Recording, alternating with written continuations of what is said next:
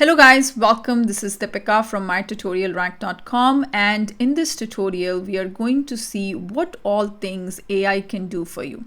AI can do a lot of things for you. It can help you create content, be it a text content, or it can help you create images. It can also predict a lot of things for you. It can help you understand what is the revenue that you're going to have in next year, how much sales you can expect, what is the profit margin. So it can help you predict things also, and it can also help you generate content. If you want the AI to create images for you, it can do that these days. If you want the AI to write an email for you, it can do those things as well. So there are a lot of capabilities of AI. So we have 6 different things that AI can do, right? The first one is yes and no predictions. It can help you to figure out answers to question like how much is the likelihood of somebody showing up for an appointment, right? Especially in medical offices, when you make a appointment for with a doctor, then what is the percentage of this patient coming for his appointment, and that is dependent on what was the likelihood of he making prior appointments. Like, is he up to his appointments? Does he always make up to these appointments, or he is a no-show? And based on the historical data, AI model is going to predict the likelihood of somebody showing up for an appointment. So that is what we have is yes and no predictions. Numeric predictions, it can help you figure out the profit margins for next year's, how much sales you're going to see for the next quarter, what is the revenue your company is going to produce next year. So that is again numeric predictions, and it is also based on study of the historical data. So AI model is going to look at your historical data. If let's say you are looking to see how much revenue your company is going to make next year, you have to feed a lot of historical data about your company for the past several years, and based on that it can establish patterns, and it can come up with a number that, okay, this is the revenue based on what you have done in the past, this is the revenue that your company can expect next year. And based on that you can make judgment on what paths that should we follow. So for example, you have a particular product that you're trying to launch. Now, what is a good time to launch that product? AI can help you figure that out. Okay, is June, July the better time? Is December the better time? Why does Apple iPhone always comes during the end of the year? There is a reason for that, right? People are in a mode of buying gifts for the loved ones. It's around Thanksgiving or Christmas time, right? So the likelihood of people buying something like that is more, and that's why they have come to a conclusion, right? So that is what we have is for the numeric prediction. It can help you figure out your sales, your opportunities, probability of closing that opportunity, right? Classifications. Now classifications, what AI can do is when you feed AI with a lot of unstructured data like images which are unlabeled, what will AI do is it will try to form a pattern between them, and that is what it will help you to associate similar things together. So that is what classification is for. Then we have something called as recommendation. So now once it has clustered the similar things, then it can help you provide recommendations. And this is something you have seen in all these e-commerce websites these days, that anytime you're buying a product, at the bottom it will also say, give you more recommendations, that okay, if you're looking to buy a camera, it is going to give you recommendations for the lens. It will also give you a recommendation for a camera bag, a camera stand, all these things. For example, if you're looking to buy a shoe, it'll give you a recommendation for socks, because people generally buy those things together, or a shoe polish, right? So these are certain recommendations people will the AI bot can give you. So that is what we have as recommendations. Workflow and rules. Now this is not something that is a technical part of the AI, but through workflows and rules, what it does is, for example, if you know that the likelihood of somebody renewing a subscription is only 25%, and this is what AI model has predicted, then what you can do is, based on this, you can have your campaigns running targeted towards those customers where the likelihood of renewing a subscription is less, and through your campaigns you can retain that customer. So that falls under workflows and rules. You can establish those workflows, you can establish those rules, that if the likelihood of somebody renewing a subscription is less, you can start giving them recommendations that that, hey, you can buy it at a half the price cost, right? Or we'll give you a 3-month trial, or they'll give you that, okay, split up your payments. These kind of things you can target towards them. Then you have is summarization. Summarization, instead of reading, let's say there are a ton of videos that you have to go through, but instead of going through those hour-long video, it can summarize the content for you. It can say, okay, this is what all is covered in these hour-long video. It can help you give a summary of a book as well. Rather than you have to read 10 pages on AI, it can summarize the text for you. So that will help you increase your productivity, because you are able to do a lot more in less amount of time. And AI has figured out the top things that you need to know from a particular book, from text, or from videos. So that is what we have, is the summarization. Now let's go ahead and dig deeper into each of them now. So yes and no prediction and answers. What AI can do here?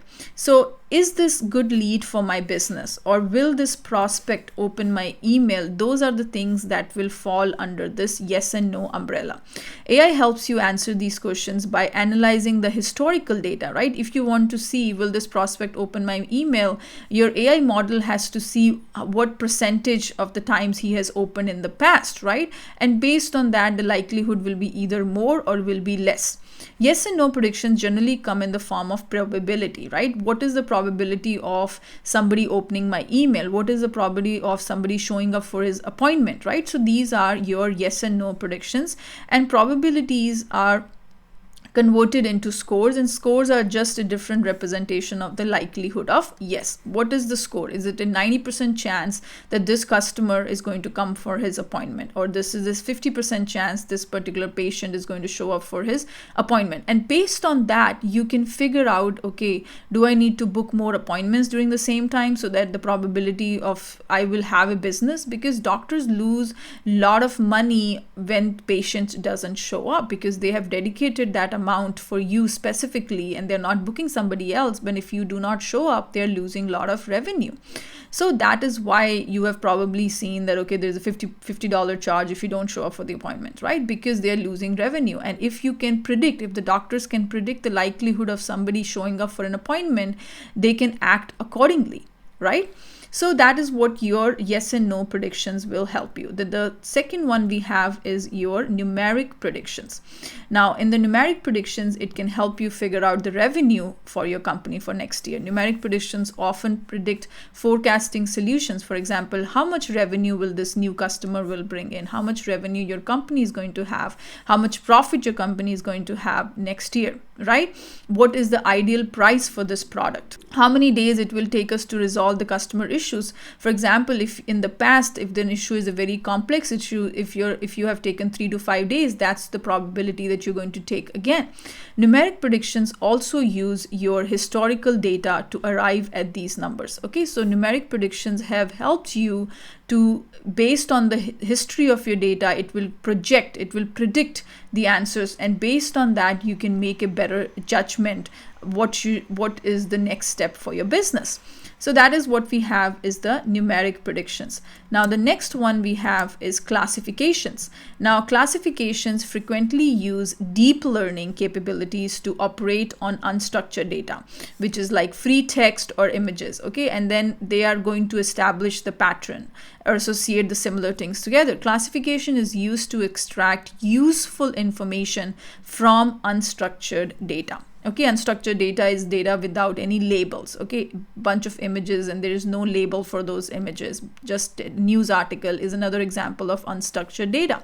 So now what they can do is AI model can figure out, if you have given bunch of images of different soda cans bottle, it can figure out, okay, these are the ones that are together. Okay, these look the same. How many soda cans are in the picture? I would like to buy another pair of the same shoes I bought last time. So what your AI model can do is it can figure out what type of shoes you have bought last time, and it will project similar shoes to you. It will show the similar style of those shoes based on what you have done in the past.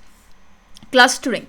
This type of AI ingredient gathers insights from your data that you may not otherwise have noticed. For example, if you are a clothing vendor and what AI has predicted that women of the old age as well as the women's in 20s, they like a certain style of sweaters. And based on that, now you can put more marketing efforts towards those age categories of women, and you can show them these similar kind of sweaters so that the likelihood of them buying is going to be more, and you're going to have more business and you're going to have more money, more sales, right? So what this classification is, basically when you feed unstructured data to the AI, which is fine to feed that, based on that unstructured data, AI is going to establish some patterns between those. They're going to associate the similar stuff together, or they're going to classify the similar things together.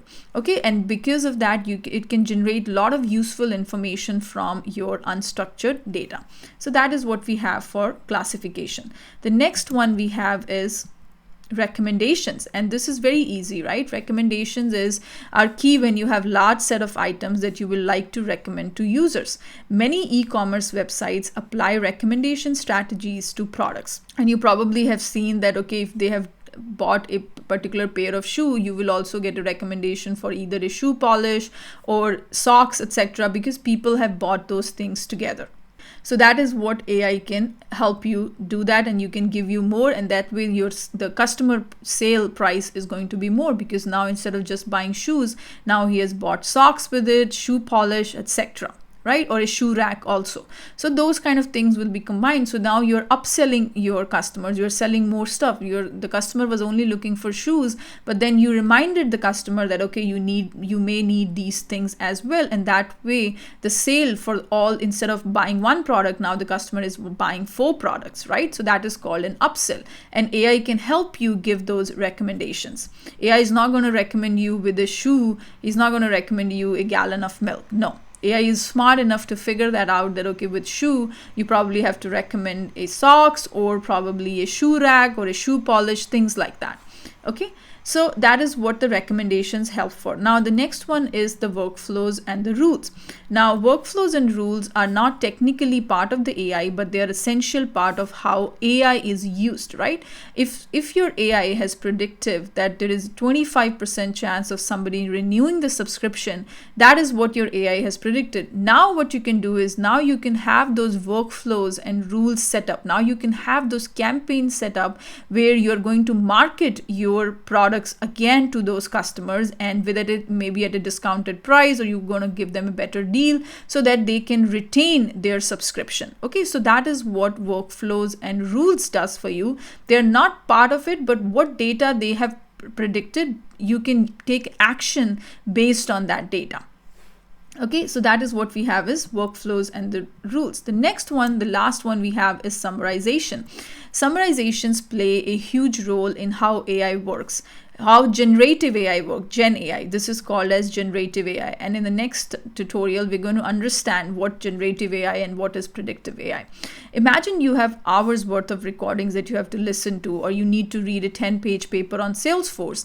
But instead of doing that, what AI can help you is give you a summary of those recordings, give you a summary of those 10 pages, rather than spending about hours to listen to those recordings or about hours to read the book. It can give you a summary, and that way you can learn more in less time. It will give you more, it will make you more productive, right? You don't have to sit through 4 hours of videos to watch. It can give you the final 1-page summary of all of that, right? So that is what summarization is. AI helps summarize chunks of information into quick and easy to digest notes for you. Instead of taking hours to review recording or notes, Einstein will summarize the most important information and retain its value so you can stay in the loop without spending long hours on the subject. Okay, so what are the different types of things AI can help you with? AI can help you with yes and no predictions. AI can help you with summarization. AI can help you with numeric predictions. It can help you with classification. It can help you with recommendations. And then based on all of this, you can take some workflows and rules, right? You can act according to the information what AI has generated for you. So these are the different types of things that AI can do, and this topic was very important from the exam perspective. I know you guys enjoy more of practical applications, but this is as important as from your exam perspective. Okay, so I hope you understood all of this. I'm going to see you in the next video. Thank you very much.